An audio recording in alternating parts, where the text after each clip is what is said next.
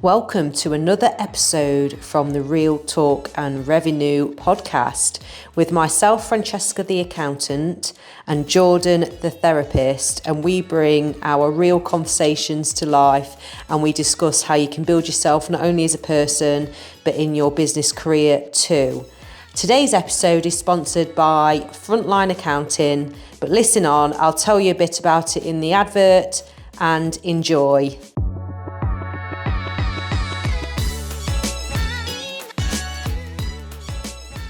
I nearly slipped over. That was my morning. Nearly slipped over in my new trainers that Bella got me. No grip. No grip, honestly, like this. Need ice spikes on him.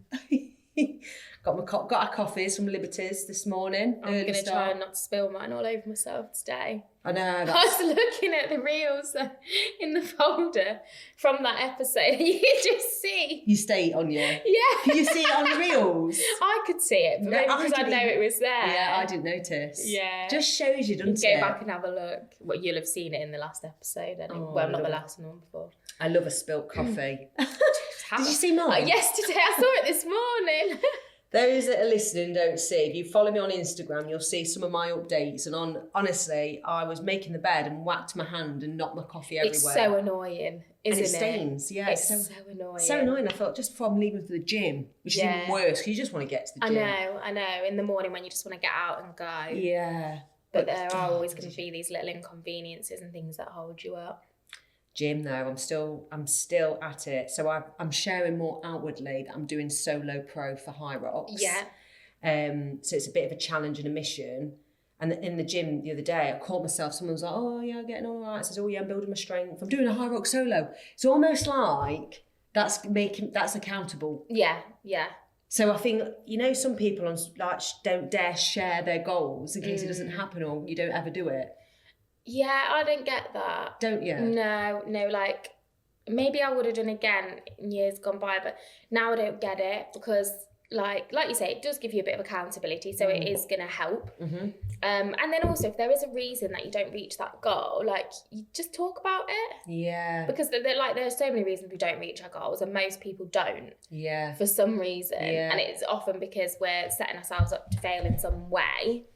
Do you know what I mean? Like, we're not being realistic, maybe for ourselves. Like, that goal for you is very realistic. For me, if I set that goal for myself now, like, it's realistic. It's really, oh my God, she's absolutely volunteering to do one. I'm not. No, I know you're not. I am not. It is because the reason why it is, because when I did the very first High Rocks in January 23, we only started training for it in September. Do you see what I'm saying? Yeah. But I've probably been a bit more of a regular goer before that. 100%. Which you haven't, I suppose. I'm not going to set off on... But you could go dead slow, you can walk. I'm not doing it. I know you're not. But in theory, if someone said to me, well, do you think I could do a High Rocks in a couple of months? I'd go, yeah, of course you can. Because you can have different abilities. I suppose it's about, like, what you expect to get out of it. Like, for example, say I was going to do it and I expected to get the same kind of, like, outcomes as you in terms of, like, times and weights and stuff like that. That's unrealistic as someone that's stepping in as a complete beginner and as someone who's been competing for a long time now. Do you know, that would be the unrealistic part of it. If I was to say, like, right, I want to do a High Rocks, that's my goal, and I'm just going to show up and do my best. Yeah. That's reasonable, isn't it? Like, I'll see what my first one brings and then I'll try and improve on that. That's realistic. I'm going to give you one easy thing you can do. I say easy. One hard thing you need to do that will make your confidence soar. So all you need to do is one hard thing to prove to yourself. So for example, that 5K run that you want to beat on your PB or beat your time or go to that race or do that speaking event. The more you show yourself you can do hard things, the more you can go, I can take on anything. And also goes hand in hand with business. And I've noticed this. When I started weight training and building my muscles and going, oh, I can do that, or because I was scared to walk in a gym. Yeah. I feel like I'm a better business person for it. And it shows your confidence generalises. That's what happens. You know, when you develop in one area, you benefit from it in other areas of your life, don't you? Yes. It's like... It's not exclusive to that one tiny thing. No, and I say I wish, but I do wish more people would just go, I'm going to do that one achievement, that one scary thing, whether it's exams as well. You can do it with exams, or you said, I think you're doing a retreat. We'll talk about that retreat actually. Yeah. Whether you're starting a new event and it scares you, you know, all the NYP socials that I ran and I was scared and nervous and all this, that, the other, I'm thankful I did them because of the me now. Yeah. From learning the mistakes and it's same in business. You have to try new ways and different things. Yeah. Because as long as your clients see the value, it's okay. Yeah, absolutely. And you're always going to get people that don't see the value. And it's like we say all the time.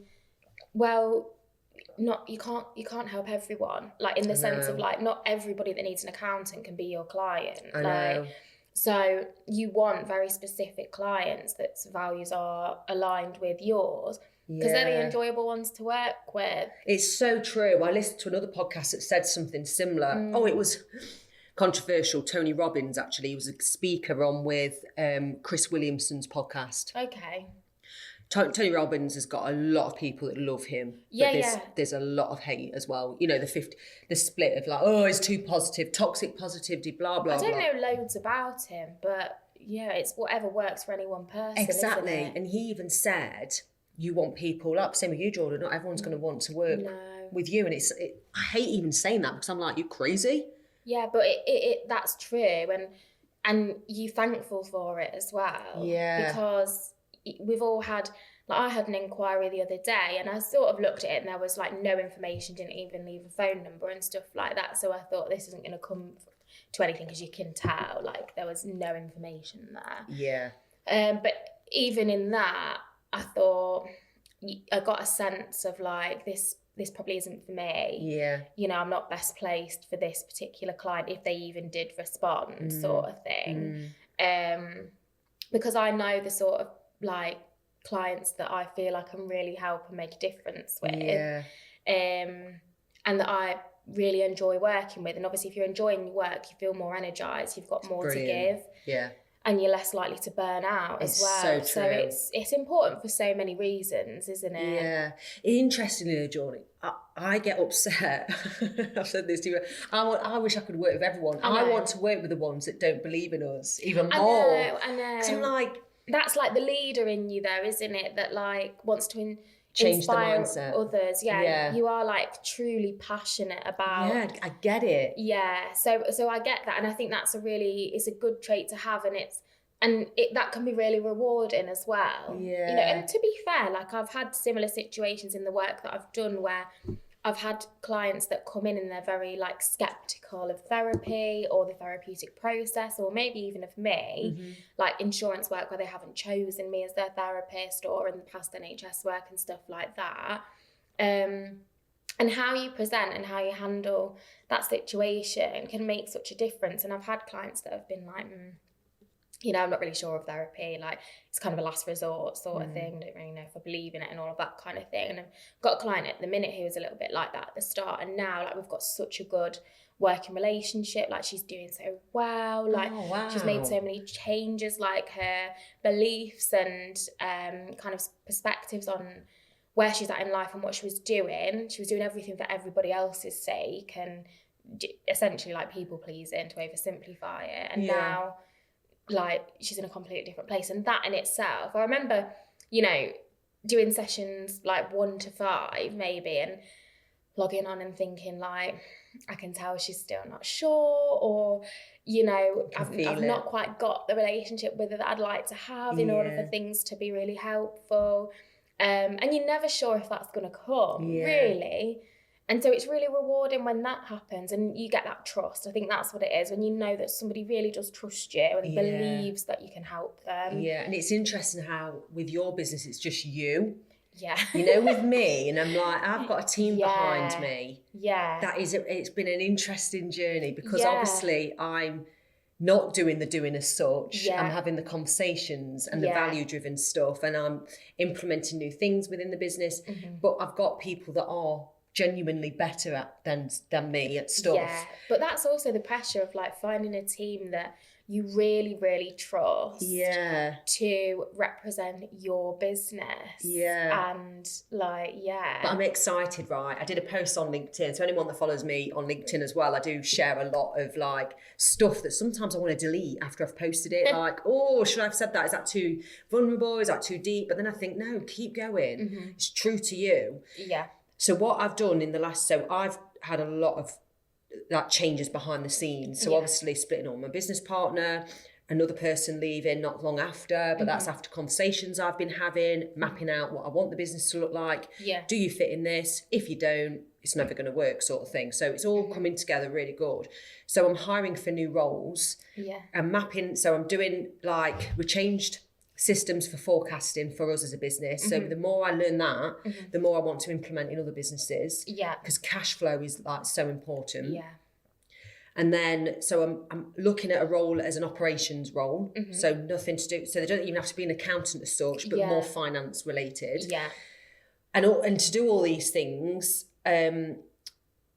I've got to really believe in the vision, because when you invest in an area, your profits look rubbish because you've put money out there to other things, and I am panicking. So let me just jump onto Jordan a minute, because you mentioned something yesterday, right? She said to me that she's doing a new website, Wix or something. Oh, right. So I've got a website that somebody else did for me. Did you have it done twice? Did you have it revamped? So I got it done in the first instance with like a big company and just signed up to a plan. It actually cost loads of money, like over the course of a year, but I like broke it down. And the product itself I thought was fine. Like it was fine. You know what I mean? And then I had Hannah from Co-Media. I'm seeing her tonight. Oh, are you? Revamp it all. And kind of like tailor it a little bit more to what I wanted it to look like. So basically, because of the retreats, like they're actually EMDR therapy intensives, we're calling them now, because that just fits better with what it is. It's a therapy day, an intensive therapy day. So I need a landing page for that, basically. Okay, is that so people can sign up through it? So that people can register interest. Get more information, so we have somewhere to signpost people to from social media and stuff like that. So that pre-sale sign up. So that when we do confirm costings and tickets go live, anyone that was on the email wait list can be emailed and told, right, tickets are now live if you want to buy one. I always hear of these things that you can do all this. The effort, fair play to you if you've set that up. It's a lot. I haven't finished it because essentially, in an ideal world, I would like to outsource that. Of course, I talk about it a lot, but after coming back from maternity leave, I'm still not quite in a position to be able to do that. If the money was there, I'm like, I will always 100%. invest and outsource. And this is like a one-off event potentially. I know you're going to do more. It is, So it's very unique and very like unsafe at the minute, I suppose. You're trying things out, getting a website. I feel quite secure in it, and obviously I've partnered with another local therapist, which is great. So I think there's no worry there, but it's just something that I thought I'll give a go. But obviously, when you're learning while you're doing, it is going to take longer. Like, what you want it to look like, exactly what you want to happen. But it's when you don't have that skill, when you're not a web designer, or an IT expert, it's not as easy to just click, done. I know. So I was getting really frustrated yesterday.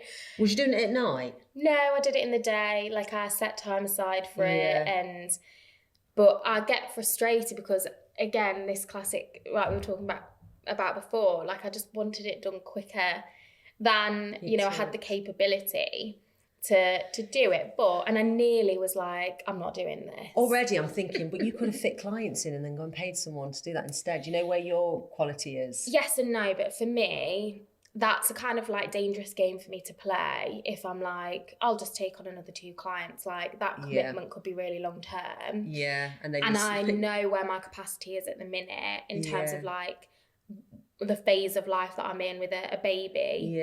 And I've really intentionally like had some discharges over Christmas and into the new year and told myself I'm not. You did say that last week. So that I have space to work on some other projects. It's so hard to say no. I've noticed this as well in business, you know, because I get asked to do a lot of things. Yes and no, but you know, like you say, you're saying like you could just take on a couple of clients. I could, but like energetically, that's not right for me. Yeah, do you know what I mean? It's a so type for of role, now, I could do that. You're right, but at the minute, spending a few hours on this website. That is actually going to be less energetically taxing than committing to potentially 3 to 12 months of therapy with another client, because depending on how they come in and what they need, I don't really know how long this person's going to need therapy, and I'm not going to be like, oh, you've got 3 months and you're out. Like, that's not how we work. I know, it's interesting. Do you know what I mean? Yeah, I do. So for any accountants or bookkeepers, it's no secret that hiring staff in the UK is tougher than ever. And the highest with staff burnout rates. There's pressure on business owners, and there's pressure for supporting the UK team as an all-time high. So Frontline have been helping the UK businesses break free of capacity constraints for over a decade. So building your offshore team is not the same as the old broken outsourcing model. Offshoring means it's your team, your systems, your processes, but more important, it's your company culture, and you stay in control, because we all like to stay in control in our business. So Frontline actually do help you recruit. They manage, retain the staff. They're in the Philippines, where the business language is English.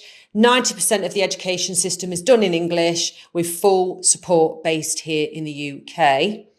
So you do work your best when there is room to grow. Frontline help you build capacity, support your team without destroying your profit or your morals. Click the link in the comments to check out their website, have a no obligation chat, or message me directly to organise a meeting. You will not regret it. What about, we've got YouTube and whatnot, and I get quite a few messages from guys overseas saying they do SEO on YouTube, and that. I thought, I didn't even know there was an SEO thing on YouTube. What do you think to offshoring? Like using skills from overseas to help businesses? I think it's something that I don't know a lot about, and that's what I was going to say. There's a stigma. So I get a lot of, I would call them junk and spam emails about SEO. Okay. You know, I've looked at your website and this and that. Yeah, and I circle the areas that are wrong. And not even that necessarily, but it's always like, it doesn't feel very personalised. It's like, hello, JM Talking Therapy. Oh, yeah. I've seen you look like this and that. And I'm like, you've not really looked. And I think, oh, that's a scam. Yeah. So I think for me, like, I haven't entertained any of that, because you know, if I was like to source a single person, I think if you go through like an organisation, you can make sure it's credible, then absolutely. But it's just honestly not something that has ever crossed my awareness. No. But, well, yours is very different to do that, but you could, you know. and but this is it, you know, like if like you're saying like that's an option, I'd be like, oh. Yeah. Is it? And then I'll just be asking like how to make sure it's somebody credible and reputable. I know, that's how I saw it. But that's the same anywhere, isn't it? Like you get scammed by a UK company very easy. And I think, you know, I feel bad saying this, because it does kind of, there is, like you say, it's showing perhaps my like ignorance or like, that stigma or even prejudice it could come across. Which is negative, because as I say, there are lots of scams going on in the UK, and equally there are other scams that go on abroad and stuff that we're very wary and vigilant about, aren't we? I do think there's a lot of businesses now looking for talent globally, you know, because we're now a virtual 100%. Virtual businesses are all over the place. I'm even debating whether to go fully remote and not have offices. This is the first time I've shared this on here, to be fair. Yeah. Because we want, what I've realised is clients don't really care how the bookkeeping's done as such. No. As long as it gets done, it's the value they want from it. 100%. And the trust. Like, not in a bad way, but I don't care who's doing it from where. Yeah. As long as they're doing a good job of it. And you can call up and say, can you help me with my tax advice? Or I can drop an email and they'll reply to me. And 100%. That's it. That's all you want, is good service. Yeah. And I think that's something as well that you know, I'm not saying that we don't do customer service well, but like there are other cultures that do it a lot better than us, actually. Yeah. Do you know what I mean? Oh my God, it's so true. Yeah. It's so true. Yeah. I'm dead excited about what we're building, and we're going global. And I just think that has been a long time coming. Yeah. And it's going to be amazing. It's just, it's scary. If I really think about all the things that I'm doing, I'm like, oh, is that me? Yeah. Yeah. Because like, who did I speak to yesterday about it? And it was my massage lady. I'm going to do a shout out because she does listen to our podcast actually. Yeah. AB Therapy. Have you been to her yet? No. She's on Fernwood. She's literally a stone throw from my house. So I'm like running over. I don't go for massages. Facials? Yeah. Yeah, she does facials. But Elle Beauty's great for facials as well. And she does Indian head massage that I need. I could probably go for that. I'm a whip when it comes to like back massage and stuff like that. She's good. I just like it hurts. I don't. Oh my God. You think like we had a giggle. This is where we digress a little bit. But we had a giggle yesterday because I said, do you go as hard on with many clients like me? She's like, no, I'll go pretty hard on you because mine's like a really sports massage. Yeah, she's fab. She really is lovely. And where was I going with this? Why did I bring her up? I was telling her about what I'm doing next and like the team dynamics and being remote and hiring from all different places to help build Future Cloud. She was like, wow. And I was like, yeah, I want to travel to the Philippines. Yeah. She was like, really? And I was like, yeah, just telling her about my plans. And and I think the same with accountants, you know, because AI and automations are coming in. Yeah. I know that businesses will just want the advisory and the conversation and the support to grow their business is what I'm building because I'm dead excited about helping businesses grow and give them the confidence and the tools to. Yeah. And the strategies, I suppose. Yeah. But we can't do that unless it's all tidy and ready for them to go and not them. And ideally, no business owner should be doing their own bookkeeping. And I've said this to you. I know I've said this to you, but I do really agree with that. But I also think it's not a bad thing if they do for a bit. Give it a go. Yeah. So they've got a bit of an understanding and then it's like they get their accounts. Yeah. Do you know what I'm saying? Yeah. I'm really excited about, but with offshoring, it'll be harder. I do believe, like we said in marketing and getting people to help you. But with yours, it's going to be too hard to find somebody out overseas straight away and this, that, the other. And I do think UK for you now would make sense. Yeah. Mm-hmm. But for the bigger companies, like big marketing companies, some of them use overseas because the talent's there. Yes. They get on with things and it's not necessarily cheap labour. I think that's the part of the stigma, isn't it? Like, it's cheap labour and this and that. And I think we associate it with, like, for example, like mobile phone companies and stuff like that, where their call centres are based elsewhere. And they say, we don't want to talk to them. And it's like, come on. I know, yeah. But that is changing. It's changing. Yeah, it is. And like you say, actually, you just want the best talent. And you've had the struggles of recruitment and, the effort you have to go to like interview, set things up, get someone on board and then they might let you down or they come in and it's not really what you expected, I know. Well, we had a second interview yesterday, to be honest, and she was going to come, but then she took a job in a completely different job. But when I had the initial chat with her, something in my gut was telling me she wasn't sure about the career choice, which is really weird. And I said, let me invite you to meet the other managers in the business. And she was like, yeah, great. Lovely girl. It's hard because some people just want to chase money. And I think that's the worst thing to do. It is. Is focusing on, I just need a bigger salary everywhere I go. Yeah. Because you're still kind of like, people job hop.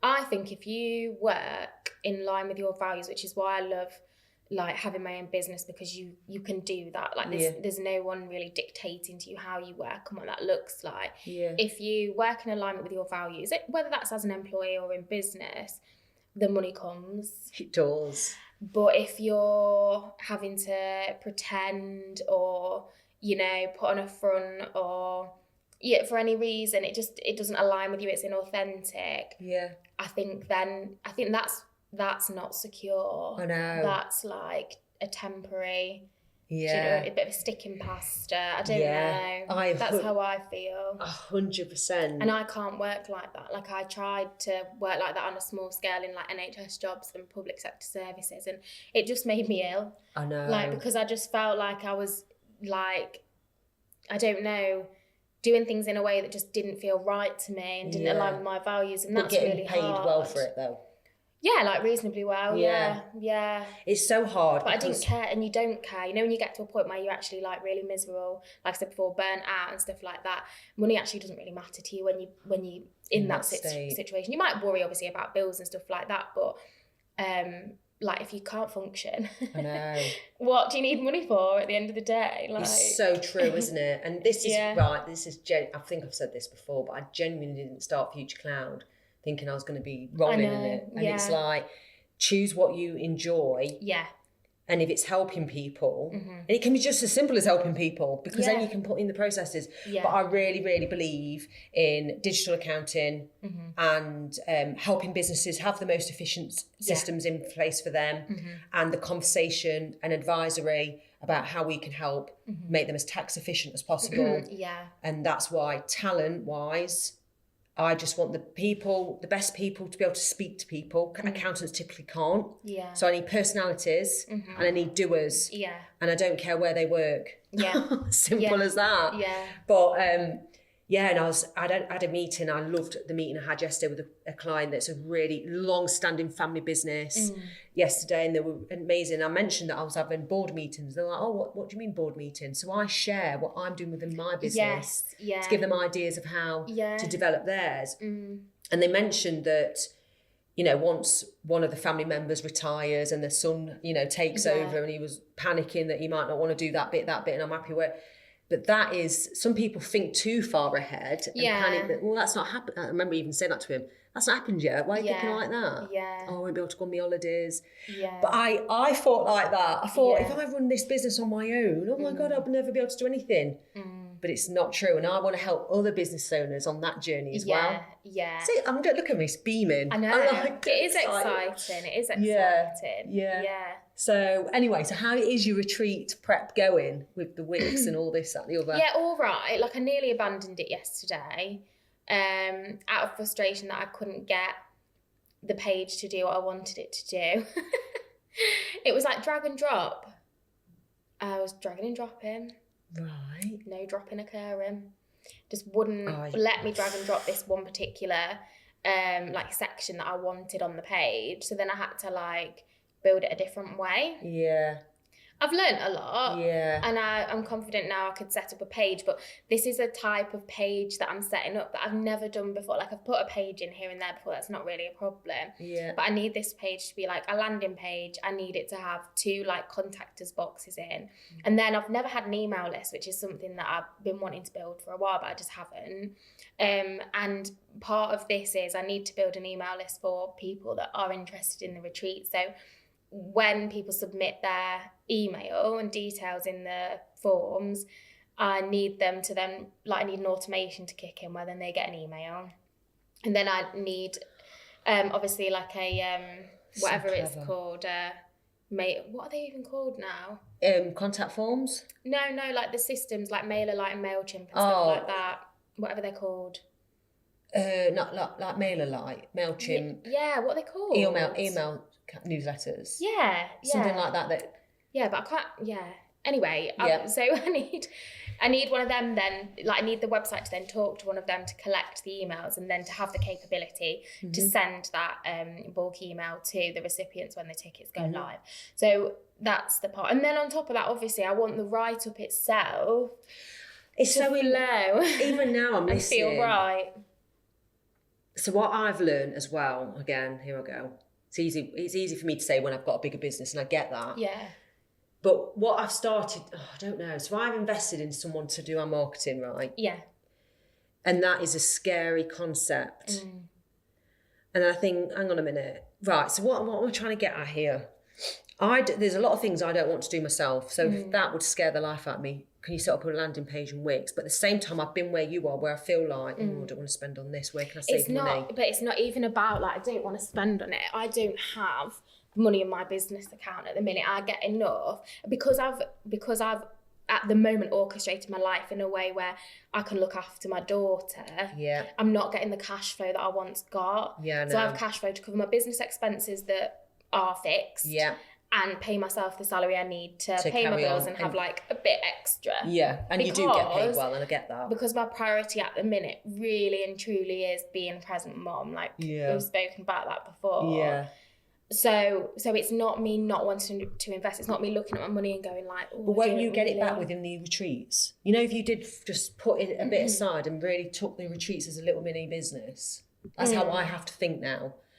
You know, with hiring someone, I'm potentially paying recruitment fees. Yeah. Right?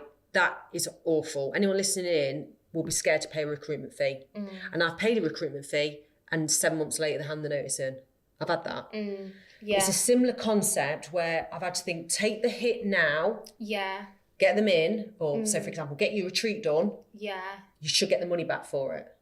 And that's where that's how much belief you've got in this retreat, or that's the only other way I can advise you. And that's what I would be saying to you. You know, if we was having a one-on-one business chat. No, I totally get that. I do understand that. But as I say, at the minute, the money isn't there for me to initially outlay it. Do you know what I mean? I do know what you mean. If I was to do it, I feel like for me right now, where I am, that wouldn't necessarily be a sensible decision. Yeah. When it is something I can do. And some people enjoy it. Some people enjoy doing something different in the business, not just doing the craft of it. And that's why I say, like, energetically, that right now is preferable to taking on like a couple of new clients a week. Yeah. To pay somebody to do it. So I guess that's what I've chosen for now. Yeah. It will change in the future. Like maybe after this, like the first day retreat, because we've got 3 days over the year. Brilliant. Then we'll take some of that money and look at that. Give it to somebody else to market the next one. Like it's such a fine line of how you can be a profitable business, yet invest back into the business and still take something out of it yourself. Yeah, yeah. Because I've had moments of that where I'm looking at like, I don't know, it's really difficult. Your profits will drop when you invest in it. But in theory, it should turn back around very quickly. Not only that, like when you're a service-based business and you are the service, and then you end up having to take a spontaneous 9 months out. I remember you ringing and I had to take maternity leave early as well, if you remember, because my grandma died. Yeah. And that was quite sudden. Oh, I know. I remember you ringing me saying, I'm going to take it now. Yeah, because I couldn't work then because I was in shock. Do you know what I mean? And grieving. Yeah. So that fed the decision. And ultimately, like when you're in a business where when you don't work, whether that's holiday, sick, maternity, there is no money coming in. Yeah. Like that's very disruptive. Yeah, no. And in a way, it's a miracle that then you can continue the business, isn't it? It is. And to be fair, you've done, I hope you see for yourself how much you've handled really well. Thanks. No, genuinely. Like, you're an inspiration to mums going out there and achieving what you're achieving. You've gone back to work, you're managing a household, you're doing a retreat, the work stuff, you handled the grief, getting her into a routine, how you go to these mum clubs. It's a lot. Do you know what I mean? Then you're messaging me, we're doing a podcast. Yeah. You know, I know, like you say, it's not a big effort, I suppose, doing a podcast, but it is in other areas that we don't like to touch. But it's still effort, and you're doing it. Yeah, well, thank you. And sometimes I do sit back and I think like, oh, actually, you know, I'm doing a lot to say that I've got like a, 10-month-old baby. Yeah. And just generally speaking, but it's like you just said that like sometimes you'll say out loud what you're doing and the things that you're scaling and you'll shock yourself. Or it's easy to just go, move through it and do the things you want to do or you need to do, and not acknowledge like that actually that's like it's really good. Like you're doing really well. Like it's easy to dismiss it, isn't it? Or it's so it is, or not. It's not good enough. Yeah. Because you'll see someone on social media. Or feel uncomfortable, like I did just then, like mildly uncomfortable. Why? What did I do? No, when you're like, telling you all the nice things. I know. We're like, we're like so that, true. aren't we? We are like that. Where you're like, oh no. Oh, I know. Well, it's interesting. Like, it's nice to hear. It's lovely to hear. And not many say it. Positive feedback. Yeah. No, not many people say it, but I think as well, like, is a British thing too, isn't it? About like being modest and that fine line between like bragging and being big-headed, or stuff that. just celebrating your wins and being proud of yourself. Like, what's wrong with that? I know, and that's it with social media. Not people are like, oh, I ain't saying what I'm doing in my business on social media. I'll do it all behind the scenes. But something you can be missing a trick, sharing. But I want to tell you something before we finish, right? Quickly, a little.